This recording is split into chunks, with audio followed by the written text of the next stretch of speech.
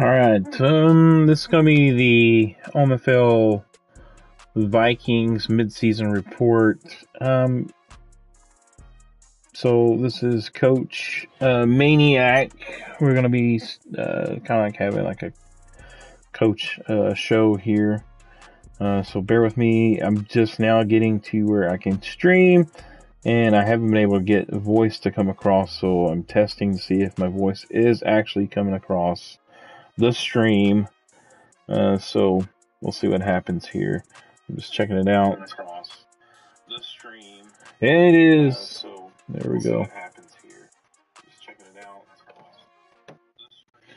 Now we'll get to echo, so I'll turn that off. All right, so welcome again to the mid-season report from the Vikings headquarters, and we'll just scroll on over here to our schedule. Yeah, let's go over our schedule and see what mysteries and non-mysteries alive. Week 1, we faced off against the Eagles. This was a good game here. It actually went down to the wire. Actually came back from being down, I think, 21 points to make a game of it. But Wellerman had a solid day, 300 yards passing. My offensive line has not been able to protect the quarterback very much, and you'll see that throughout today's show, showcasing what the team has struggled with a lot. So, rookie running back Theodore Ginn Jr. has been really a nice piece, but still he can't do it all on his own. I need better blocking to get things done on the rushing attack. Receiving has been up and down.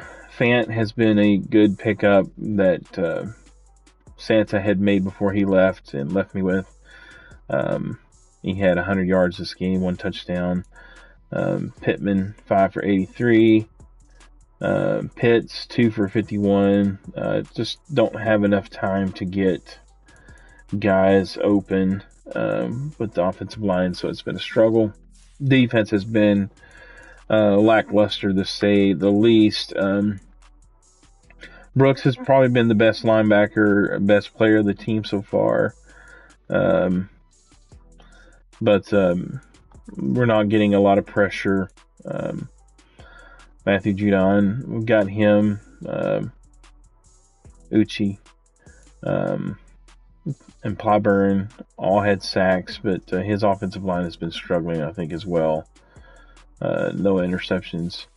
I don't know if I'm going to go over every game like that, but week 2 we had the Bears, a 35-17 loss. It was again. We'll look at the most pressing stats. 6 sacks in that game. Waterman wasn't impressive. On his back quite a bit, and so we lost that game pretty big to the Bears. The next week we played the Bengals. We actually played good, had good offensive output, but the defense could not stop anything, and the Bengals had pretty much had their way throughout that game, and again giving up multiple sacks in that game. I think it was 5. It's been tough sledding for quarterback Wellerman. The Rams game was probably one of the more entertaining ones. Tim really is good on the sticks as far as the defensive line goes, and his defensive line doesn't need any help, but when he is controlling the defensive tackle, it's pretty much he's in the backfield wrecking havoc. So in this game also 8 sacks. It's hard to do anything to get any passes. I'm surprised he even had 2 touchdown passes and almost 200 yards passing with as much that I was facing in that game. Pitts did have a touchdown that game. Porter, Brooks really kept most of his team in check as far as the passing goes, but just could not do anything to get anything going on my side of the ball. Moving on to the Packers. Packers just, I don't know, their defense is really good, and he seems to be very opportunistic against my defense. I got a lot of young cornerbacks and defensive backs, and so he was able to exploit that. And so far on the season, he's got 2 wins, and those 2 wins are against my team. My team is definitely struggling. I did not get any sacks this game. Could not get any pressure. It seemed like I actually benched Wellerman in this game because he was absolutely horrendous, and I put in the rookie McKinley in. He did a little bit better actually, but just too much pressure, not enough time to get anything done. But receiving, again, I can't get anything open besides a slant or a crossing route or something like that. But next game, the Steelers just demolished me. Again, this would be kind of like the start of the slump of offensive play goes, I guess, because the offense could not get anything going in this game either, and give up multiple pressures, sacks in this game. Waterman was taken down 4 times, but the pressure, if it was an actual stat counted on Madden, would be probably 15. If I drop back 21 times, it was probably 15 times they had someone in the quarterback's face. So must improve the offensive line, hopefully in the offseason. If not, we'll have probably a lot of the same type of things going on next season. The Broncos game was an actually entertaining one for sure. That one was a little bit better defense by my team, but still, again, just could not get a win there in the end. And then the last but not least is the game that just played against the Packers. Again, Rodgers looked like he was the best quarterback in the league. 5 touchdowns, 2 interceptions, a lot of streak passes thrown to Hardeman. 7 catches, 186 yards, 4 touchdowns. I don't know how many times he was targeted, but it was a lot in this game, and so that was his main go-to guy in this game, and he did not hold back. Everybody else didn't have many catches at all, so but he did spread the ball around at least 1 or 2 times to the other guys.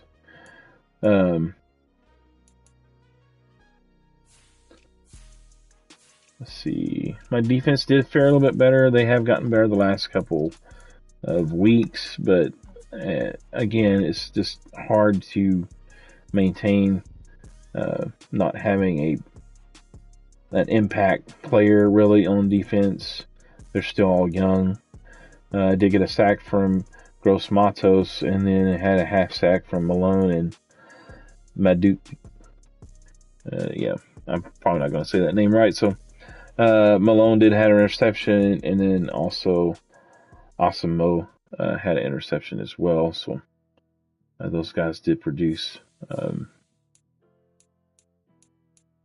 See deflections. I feel like one of my cornerbacks, Adrian Shepard, the rookie, he actually had a interception, and I think actually 2 interceptions in the first start of this game, but then in the restart he wasn't as good defensively, but he did have 3 deflections and did get an improvement in play rec after this game. So hopefully that goes a long ways to improving his run. As we go forward, we still have a lot of schedule left. That's the let's see, team schedule. There we go. So we got upcoming games. We got the Ravens next, and then we got the bye week. At least I know I'm getting a win on the bye week because I don't have to face a loss that week. We have the Giants, week 11, week 12 Commanders. The Commanders are a hot team. Then we go back versus the Bears again, and then we get our first shot at the Lions, who defending OMFL champion. Then we get the Browns, Cowboys, Falcons, and Lions. This is a slaughterhouse of a schedule to end the season. So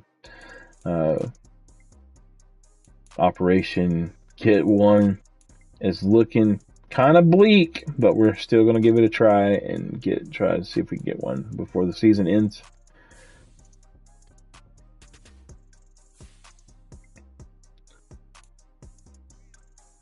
All right, we're going to look over all stats. Matthew Wellerman, he's got 1,500 yards passing on the season. Not great. 9 touchdowns, 9 receptions. Rushing, again, junior, 494. He's only got 2 touchdowns the first 2 weeks, and after that, he has not sniffed the end zone. But he's starting to feel like he may be kind of producing a little bit more, so hopefully we'll get some more of those before the season's done. Receiving, leading receiver has been Pitts, but just, again, cannot get anything open besides a slant or a curl route or something, and the guys are starting to learn how to settle on those. Playing against me because their rush, either user or just CPU, is going to get through my offensive line within 2 to 3 seconds, so it's just a matter of time. So they play it real close, and can't blame them. That's just the game plan. Noah Fant is the second reception leader on the team, 27, 480, 2 touchdowns. Pittman, not much of a factor. He has been a red zone factor, at least for my team. 3 touchdowns, 309 yards. Trying to get Sykes involved more. Think he could be a dynamic player, but just haven't been able to get him involved as much. Probably either going to try to trade Pitts or may sit Pittman and start him and see if we can start building him, hopefully for season 106 a little bit more. Just picked up the Lucas Estes from the Saints. He actually had a touchdown. Let's see, let's go back. Yeah, touchdown this last game was on a option play, so he did real well. So he's been a nice addition. Him and Evans have been a nice addition from practice squad pickups for the team, so glad to have them aboard. The offensive line has been abysmal. 11 sacks by Darrisaw. Started him out at left tackle, moved him to right tackle. He went to the right guard, and now he's the left guard. Cleveland started out at center, right guard, and then right tackle, and he has been benched now as well. Right guard, Kozame was on left tackle, left guard, now right guard. Left tackle, Merriman started out at left guard, moved him back to left tackle. He has been a little bit better, but not super.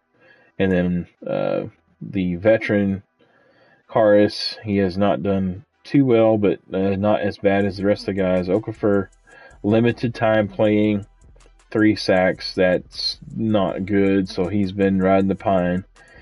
And our rookie, Salve, just moved him to right tackle. He's kind of short, but he did okay. He did give up 1 sack in the last game, but hopefully he will improve as the season moves along. Defensive wise, we have tackles leader, Sign or Kine, however you would pronounce it, but 46 tackles, 2 for losses. Brooks been the best linebacker of the team, 41 tackles, 4 for loss and a sack. Shepard, rookie, making a lot of tackles. Of course, a lot of has gone downfield, no pressure, and so he's getting a lot downfield on the team. So 40 tackles, tackle for a loss, 1 interception. Does have 7 deflections. Malone is an interesting guy. I did not really kind of look at him as being a starter, but he is a limited time that he's had.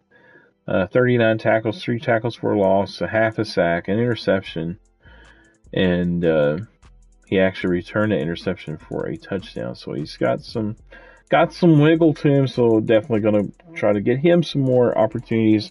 Then our strong safety rookie Kemp has been a solid addition. He's done well since we put him into the starting lineup, I think, after week 4. And as you can see, sack leaders for the team is 2. I've got quite a few that's got 1. They're getting some pressure, but guys are just getting open receivers against the young DBs that I've got, the young back 7. So haven't got any kickoff return touchdowns. Seems like everybody's getting one besides me. So I did switch up and put the rookie back there for kickoff return. So hopefully you get one of those before the season's up. Punt return. Nobody gets those. So all right. So let's look at that. In short, breakdown of the team. Give you a look at the overall roster.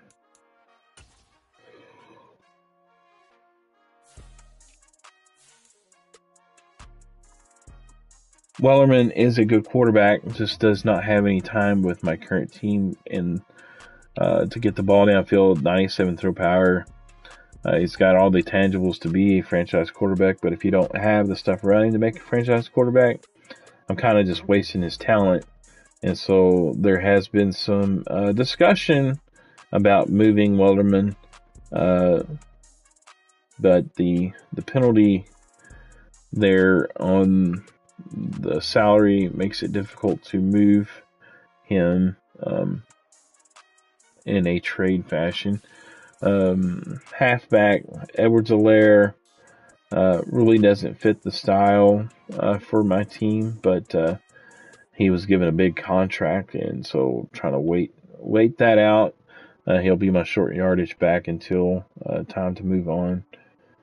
Gibson has been a good spell back, but again is the future, and so I'm really putting all my effort into getting him built up. Nwangu has all kinds of talent, speed, acceleration, change of direction. He's got decent strength. Just doesn't seem to be able to do much on offense. I think a couple times I gave him the ball, he actually fumbled the ball. So there has been limited amount of touches since then. Estes, again, practice squad pickup from the Saints. I hated to take that away from Nate, but I needed the player. Pitts, great player, just kind of a waste on my team right now. Pittman, he's a good possession wide receiver, but needs somebody on the other side that can stretch the field, get down the field, and make those teams back off a little bit, and don't have that going yet. Edwards really is another player that's just kind of like a copycat of the top 2. Really a waste of space on this team. Probably going to get let go in the off season, and he'll be an available free agent. Tight end Fant, been a great player. He's not real good at run blocking, but he is a good vertical threat down the field for a tight end. Evans, I think, kind of fits the same mold as Fant, but I think if I remember right, which I could be wrong, yeah, he does have a little bit better. All of a sudden I got this yawn bug going on. Run blocking, 64 run block, lead block 58, impact block 61. So he's the best blocking tight end I have, and he was on the practice squad of the Denver Broncos. So thank you, Jay Glaze, for that, dude.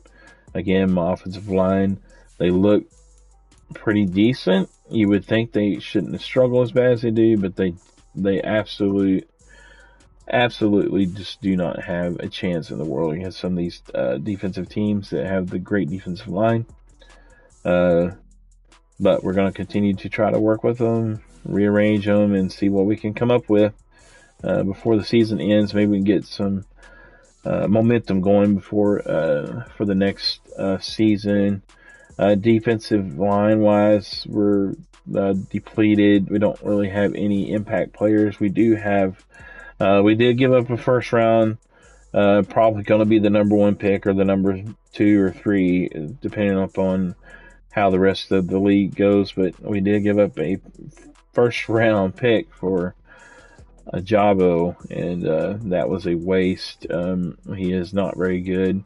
He would be a situational player at best, and he is not an impact player. And so, again, a mistake made by the front office. Not talking about our front office, though, because, I run the front office too. Gosh dang it. This guy, we're just going to call him Justin Mad. He looks like he could be a really great defensive tackle, but he does not have the block shed. He does not have the power move or a finesse move to make really an impact in anything besides just kind of being in the way, taking up space. And that's okay in some instances, but in some defenses, this guy needs to be someone that can make some havoc in the backfield. We do have rookie Demetrius Bishop. Block shed is 80, and then power move is 71. Even coming in as a rookie, he's better than what was on the team. And so hopefully we can get him built up, moved him into the starting lineup. Jordan Brooks is a veteran, good player. Definitely got the tangible speed acceleration. Just needs to get more production on the field. Matthew Judon, we moved him to middle linebacker. He was an outside linebacker in the 3-4. Really doesn't fit a 4-3 that we moved back to because the personnel, we just had too many moves to try to make to get the 3-4 productive, and so moved it back to 4-3, and so Judon gets to play middle linebacker, which is probably not the best place for him, but he gets the situational pass rush here and there throughout the game. Palmer, as again, he could play defensive end. He could play outside linebacker. And he's actually somewhat halfway decent as a 4-3 outside linebacker as well. So that's where I've got him playing right now. It's got the good speed, 86 speed, 88 acceleration. But I would rather for him to be in a 3-4 playing that outside linebacker. But again, like I said, just personnel did not fit. Uche, again, another physically gifted athlete, playing in the wrong style defense. He needs to be on a 3-4, but we just didn't have the beef up front to maintain the 3-4 and be competitive. And we've been better competitive since we moved back to 4-3, but still struggling. This dude does have some good finesse move, but his block shed is horrible. But hopefully he can just be a situational player for us. Malone, again, I think he's going to be somebody that if you had drafted in the first season of the OMFL, I think he could probably be someone that could be an impact player further along to the road, but we only got like one more season left after this. So again, he's just going to be a situational guy and hopefully make the best of it. Booth, again, he's a young cornerback. He's been solid, but he's also given up a lot of plays. We don't have a veteran, good, solid veteran, high-profile cornerback or defensive back to really take pressure off of him, and so he's been struggling against those top-rated passers. If he was a slot receiver going against the third best, or slot cornerback going against the third best receiver, then he would probably be money. But again, he's trying to play the top cornerback and just not able to do anything. Shepard is an interesting rookie. I think he can grow into that impact player on defense, and he will probably be making his way over to Madden 24 when that comes around. But he's got 96 speed, 93 acceleration. Just a little green in some areas, but he is improving. Zone coverage, hopefully we can get all that up. Tackles kind of low. He's got decent pursuit. He's actually got some decent power.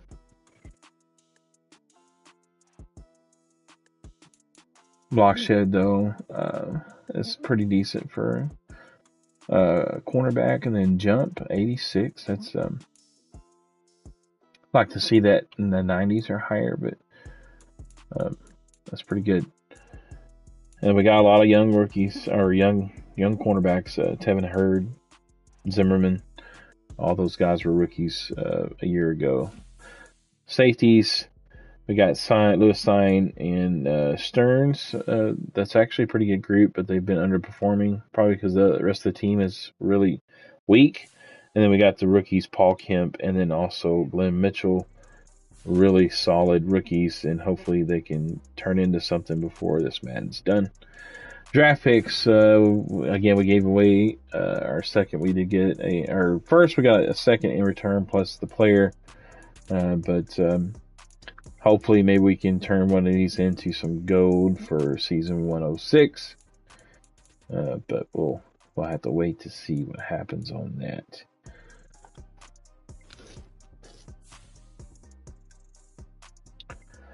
Alright, so didn't really prepare anything per se, but just kind of wanted to give a mid-season report on the Vikings and test out the stream and see if my voice would come through, and it did, so I'm glad. I'll probably be back live here in just a little bit. I'm actually thinking about taking and playing some Apex, and so I'll stream some Apex here in a little bit. All right, but that's your Vikings mid-season report. Again, we are 0-8, still plugging along, trying to get that first win for the franchise. But we'll remain to see if we can do that with such a weak roster from top to bottom. Most of the guys that are starting would probably be backups and third stringers on most other teams. But it's a challenge, and one that Coach Maniac and as myself, I'm willing to take. So hopefully we can get something going for long. All right, thanks for watching.